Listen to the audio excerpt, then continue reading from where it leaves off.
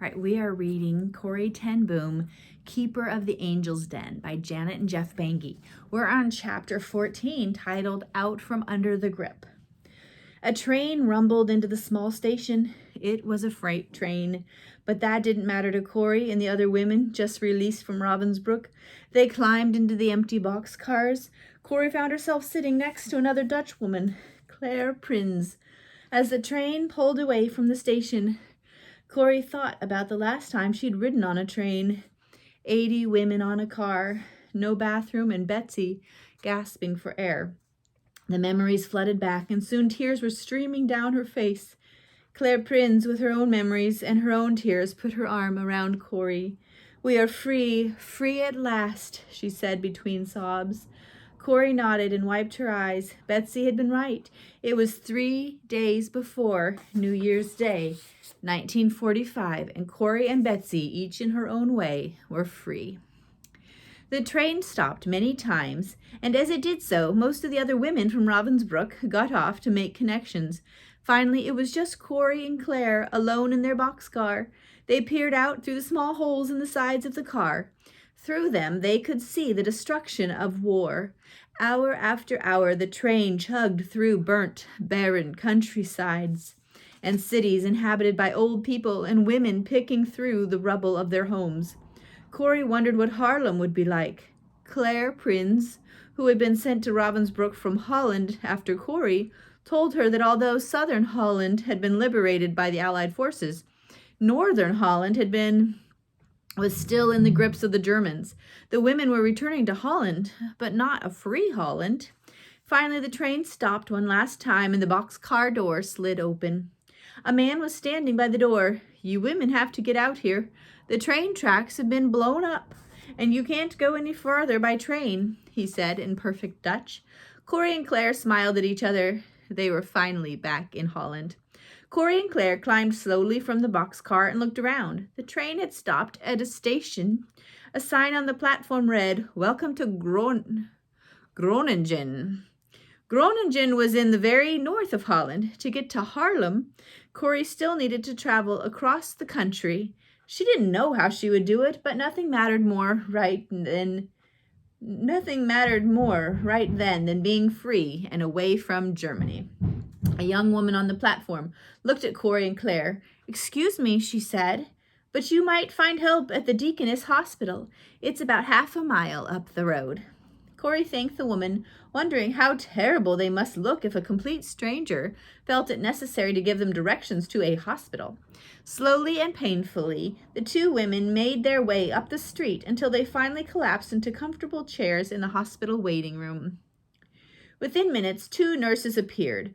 One asked Corrie to follow her, while Claire Prins went into the other.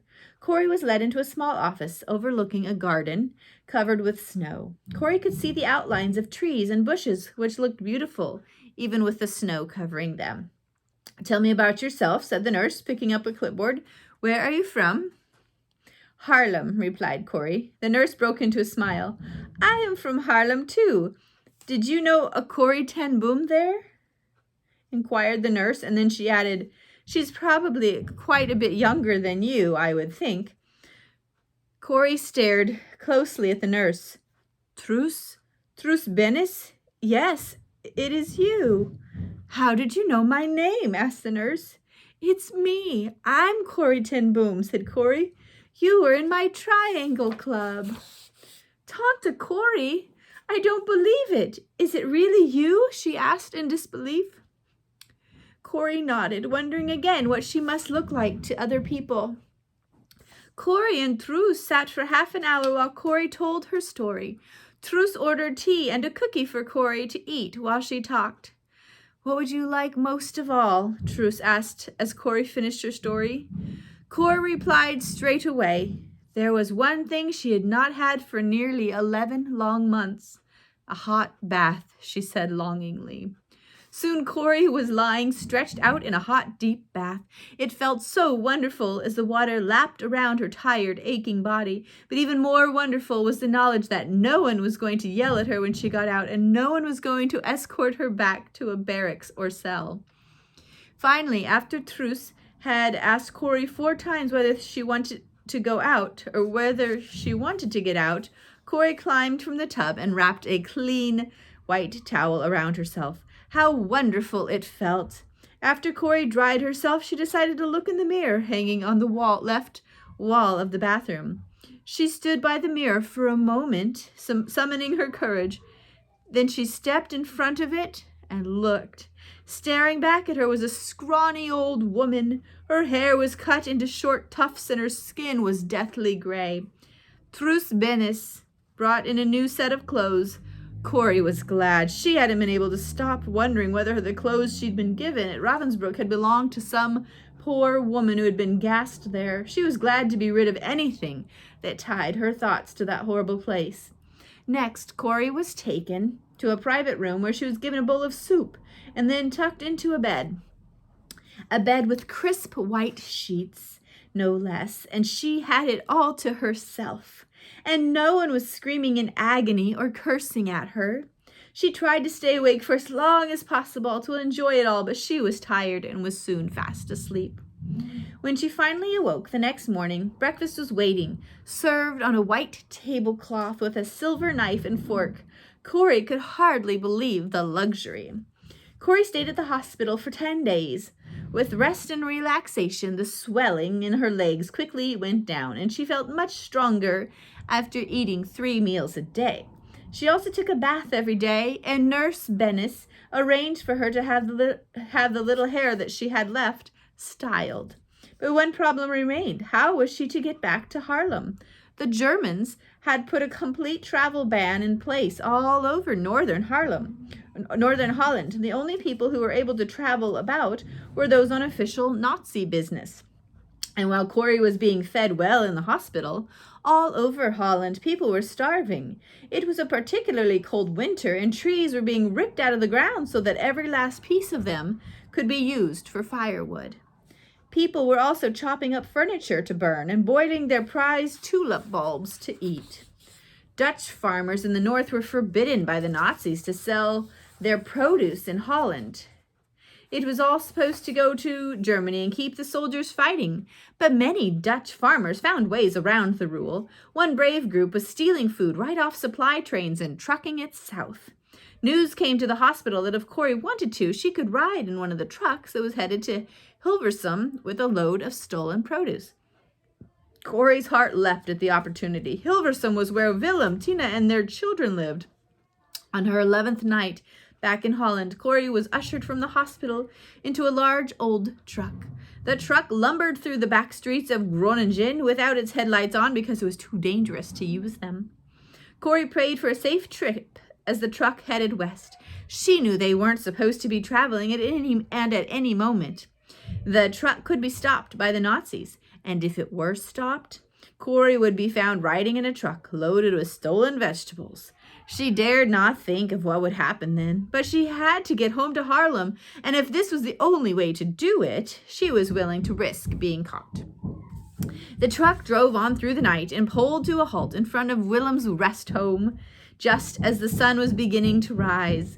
Willem's rest home looked just as it always had. Corrie climbed down from the cab of the truck and looked up the path that led to the front door.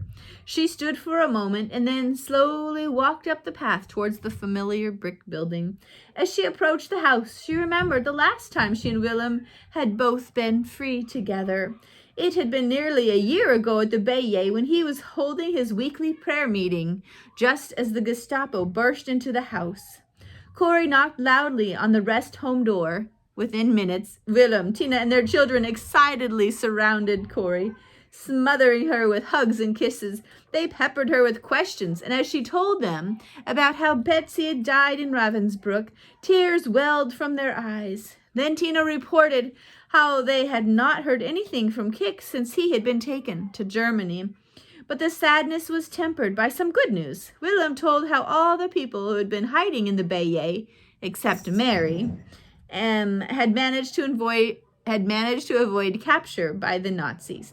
And the underground network in Haarlem was still working hard, hiding people from the Germans. Corrie stayed the next week with Willem and his family, but by the second day with them, she realized Willem was ill. He did not like to talk about it, but Tina told Corrie the villain had become sick with tuberculosis in jail and hadn't gotten any better after his release. Willem, though, carried on as if nothing had happened, working in the rest home and writing a book about the Old Testament. He also spent a lot of time figuring out how to get Corrie back to the Benge. He knew that she wouldn't feel completely at home until she was there. At breakfast one day in late January, Willem announced that everything was set for Corrie to go back to the Benge. No trains were running, but a car would pick her up at 11 o'clock in the morning and take her there. Sure enough, at exactly 11 o'clock a.m., a black limousine pulled up in front of the rest home. The family waved goodbye as Corrie stepped into the limousine for the most luxurious drive of her life. She was curious how Willem had arranged such a wonderful ride, but she knew better than to ask. Don't ask questions was a lesson Corrie hadn't forgotten from her involvement in the underground. The car zoomed towards Haarlem. No other vehicles were on the road, which gave the trip an eerie feeling. But with no traffic, in no time the limousine was turning at the corner past St. Bavo's Church into Barteljodestraat. It rolled along the street and pulled to a halt in front of the clock shop. Corrie climbed out, and the car sped away. As it disappeared from view at the end of the Barteljodestraat, she took a deep breath. She had imagined this moment so many times, though always with Betsy standing beside her. Before Corrie could open the door to the clock shop, it swung open, and Nolly rushed out. She enveloped Corrie with her arms. The two sisters hugged and clung to each other, with tears of joy running down their cheeks.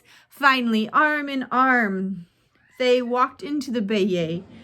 Waiting inside were Nolly's 3 daughters, who eagerly welcomed Tante Corrie home. The 5 of them walked together through the Benge. First, they went into Corrie's bedroom. The angel's den was still hidden behind the linen closet and bookcase. The Gestapo had never managed to discover the entrance to it. Next, they went into Tante Jan's old bedroom, the chair in which their mother had sat and looked out over Barteljodestraat for so many years before still sat by the window. In the kitchen, Betsy's favorite recipe book was still propped up beside the stove, and in the clock shop, Casper tenBoom's eyeglass lay on his workbench right where he had left it. All the things were still there in the Benge, but the people who made it home were not. As Corrie walked through the house, both happiness and sadness mingled inside her. Corrie was happy to be free, happy to be back in Haarlem in the Benge, but sad because Betsy and her father were not there and would never be there again. Together, Nolly, Corrie, and the girls cleaned the house until it was spotless, but somehow, after all the dreams and longing to be back at the Benge, it didn't feel like home to Corrie anymore.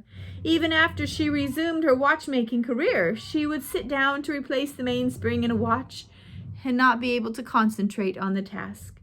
All the time, she felt as though she should be somewhere else, doing something else. Despite what she was feeling throughout the spring of 1945, Corrie tried hard to pick up and go on with her life as it had been before the Gestapo raid. But her attempt to get back to normal was made even more difficult by the fact that northern Holland was still under German occupation. Hitler had pulled all his occupying troops out of Norway, Denmark, Belgium, and France, but for whatever reason, he was unwilling to loosen his grip on northern Holland. This left the citizens of Haarlem and other northern towns in a terrible situation. They had no food, no fuel, and no transportation.